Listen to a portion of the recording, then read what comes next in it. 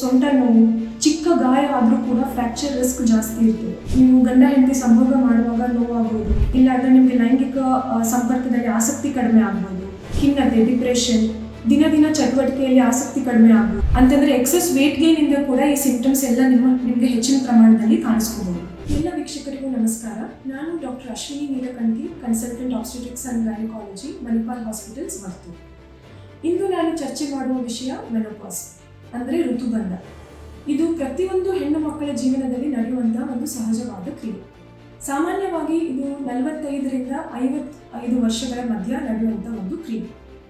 ಇದು ಏಕಾಏಕಿ ಅಂದರೆ ಸಡನ್ ಆಗಿ ನಡೆಯುವಂಥ ಒಂದು ಘಟನೆ ಅಲ್ಲ. ನಿಮ್ಮ ಮೆನೋಪಾಸ್ಗಿಂತ ಮೊದಲು ಅಂದರೆ ನಿಮ್ಮ ಹುಟ್ಟು ನಿಂತು 1 ವರ್ಷದ ನಂತರ ನಾವು ಅದನ್ನು ಮೆನೋಪಾಸ್ ಅಂತ ಹೇಳ್ತೇವೆ. ಸೊ ಅದಕ್ಕೂ ಮೊದಲು ಒಂದು 3-4 ವರ್ಷ ಮೊದಲೇ ನಿಮ್ಮ ದೇಹದಲ್ಲಿ ಹಾರ್ಮೋನ್ ವ್ಯತ್ಯಾಸದಿಂದ ಕೆಲವೊಂದು ಲಕ್ಷಣಗಳನ್ನು ಕಾಣಿಸಬಹುದು. ಸೊ ಇದಕ್ಕೆ ಮೂಲ ಕಾರಣ ನಿಮ್ಮ ಅಂಡಾಶಯದಿಂದ ಉತ್ಪತ್ತಿ ಆಗುವಂತಹ ಅಂಡಾಣುಗಳು ಕಡಿಮೆ ಆಗ್ತಾ ಹೋಗುತ್ತೆ. ಅದರಿಂದ ಈಸ್ಟ್ರೋಜನ್ ಮತ್ತು ಪ್ರೊಜೆಸ್ಟ್ರಾನ್ ಅನ್ನೋ ಹಾರ್ಮೋನ್ ಕೂಡ ಕಡಿಮೆ ಆಗ್ತಾ ಹೋಗುತ್ತೆ. ಮೆನೋಪಾಸಲ್ಲಿ ಕಾಣುವ ಲಕ್ಷಣಗಳನ್ನು ಏನಂದರೆ, ಮೊದಲನೇದಾಗಿ ಹಾಟ್ ಫ್ಲ್ಯಾಶಸ್. ನಿಮ್ಮ ದೇಹದ ಮೇಲ್ಭಾಗದಲ್ಲಿ ಅಂದರೆ ಮುಖ, ಕುತ್ತಿಗೆ, ಬೆನ್ನು, ಎದೆ ಭಾಗದಲ್ಲಿ ನಿಮಗೆ ಬಿಸಿ ಅನಿಸೋದು, ಹೆಚ್ಚಿಗೆ ಬೆವರಾಗೋದು, ರಾತ್ರಿ ಹೊತ್ತಲ್ಲಿ ನಿಮಗೆ ಆಚೆ ಚಳಿ ಇದ್ದರೂ ಕೂಡ ಸೆಕೆ ಅನಿಸೋದು, ಎದೆ ಬಡಿತ ಜಾಸ್ತಿ ಆಗೋದು, ಇದು ಹಾಟ್ ಫ್ಲ್ಯಾಶ್ ಅಂತ ಹೇಳ್ತೀವಿ. ನೆಕ್ಸ್ಟ್ ಮೋಸ್ಟ್ ಇಂಪಾರ್ಟೆಂಟ್ ಅಂತಂದರೆ ಮೂಳೆಗಳ ಸೆಳೆತ. ಸೊ ನಿಮಗೆ ಬೆನ್ನೋವು, ಸೊಂಟ ನೋವು, ಚಿಕ್ಕ ಗಾಯ ಆದರೂ ಕೂಡ ಫ್ರ್ಯಾಕ್ಚರ್ ರಿಸ್ಕ್ ಜಾಸ್ತಿ ಇರ್ತದೆ. ಆಮೇಲೆ ಜೆನೈಟಲ್ ಸಿಂಪ್ಟಮ್ಸ್ ಅಂದರೆ ಯೋನಿ ಪ್ರದೇಶದಲ್ಲಿ ವೆಜೈನಲ್ ಡ್ರೈನೆಸ್ ಕಾಣಿಸ್ಕೊಳ್ಳಿಕ್ಕೆ ಸ್ಟಾರ್ಟ್ ಆಗುತ್ತೆ. ನೀವು ಗಂಡ ಹೆಂಡತಿ ಸಂಭೋಗ ಮಾಡುವಾಗ ನೋವಾಗ್ಬೋದು, ಇಲ್ಲಾಂದರೆ ನಿಮಗೆ ಲೈಂಗಿಕ ಸಂಪರ್ಕದಲ್ಲಿ ಆಸಕ್ತಿ ಕಡಿಮೆ ಆಗ್ಬೋದು. ಯೂರಿನರಿ ಟ್ರ್ಯಾಕ್ಟ್ ಇನ್ಫೆಕ್ಷನ್ಸ್ ಕೂಡ ಹೆಚ್ಚಿನ ಪ್ರಮಾಣದಲ್ಲಿ ನಾವು ನೋಡ್ತೀವಿ. ಕೆಲವೊಬ್ಬರು ಹೆಣ್ಮಕ್ಳಿಗೆ ಯೂರಿನ್ ಹಿಡ್ಕೊಳ್ಳಿಕ್ಕೆ ಆಗಲ್ಲ. ಸೊ ಇವೆಲ್ಲ ಸಮಸ್ಯೆಗಳು ಈಸ್ಟ್ರೋಜನ್ ಡೆಫಿಷಿಯನ್ಸಿಯಿಂದ ನೀವು ಕಾಣ್ಬೋದು. ನೆಕ್ಸ್ಟ್ ಸೈಕಲಾಜಿಕಲ್ ಸಿಂಪ್ಟಮ್ಸ್ ಅಂದರೆ ಮೂಡ್ ಸ್ವಿಂಗ್ಸ್. ನಿಮಗೆ ಚಿಕ್ಕ ವಿಷಯಕ್ಕೆ ಕೋಪ ಬರುವುದು, ಖಿನ್ನತೆ, ಡಿಪ್ರೆಷನ್, ದಿನ ಚಟುವಟಿಕೆಯಲ್ಲಿ ಆಸಕ್ತಿ ಕಡಿಮೆ ಆಗ್ಬೋದು. ಸೊ ಈ ಮೆನೋಪಾಸ್ ಸಿಂಪ್ಟಮ್ಸ್ನ ಕಡಿಮೆ ಮಾಡಲಿಕ್ಕೆ ನೀವು ಕೆಲವೊಂದು ಜೀವನ ಶೈಲಿಯಲ್ಲಿ ಬದಲಾವಣೆಗಳನ್ನು ಮಾಡ್ಬೋದು. ಪ್ರಮುಖವಾಗಿ ಆಹಾರದಲ್ಲಿ ಆರೋಗ್ಯಕರವಾದ ಆಹಾರ.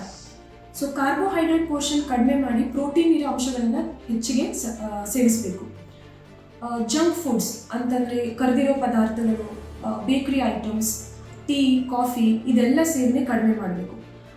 ಇದರಲ್ಲಿ ತುಂಬ ಮುಖ್ಯವಾಗಿ ಸಂಜೆ 4 ಗಂಟೆ ಮೇಲೆ ಕೆಫೆನ್ ಇರೋ ಪದಾರ್ಥಗಳು ಅಂದರೆ ಟೀ, ಕಾಫಿನ ನೀವು ಸೇವಿಸದಿದ್ದರೆ ನಿಮ್ಮ ನಿದ್ರೆಗೆ ಕೂಡ ಹೆಲ್ಪ್ ಆಗುತ್ತೆ.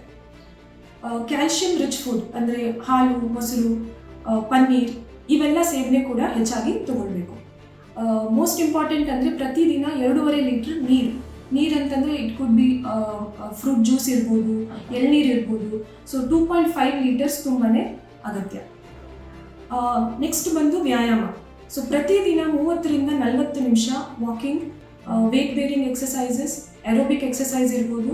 ಇದರಿಂದ ನಿಮ್ಮ ಮೂಳೆಗಳ ಆರೋಗ್ಯಕ್ಕೆ ತುಂಬಾ ಉತ್ತಮ.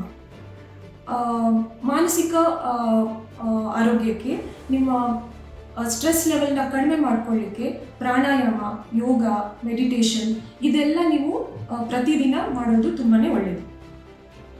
ನಿಮ್ಮ ತೂಕ ಕೂಡ ನೀವು ನಾರ್ಮಲಲ್ಲಿ ಇಟ್ಕೋಬೇಕು. ಅಂತಂದರೆ ಎಕ್ಸೆಸ್ ವೇಟ್ ಗೇನಿಂದ ಕೂಡ ಈ ಸಿಂಪ್ಟಮ್ಸ್ ಎಲ್ಲ ನಿಮಗೆ ಹೆಚ್ಚಿನ ಪ್ರಮಾಣದಲ್ಲಿ ಕಾಣಿಸ್ಕೋಬಹುದು.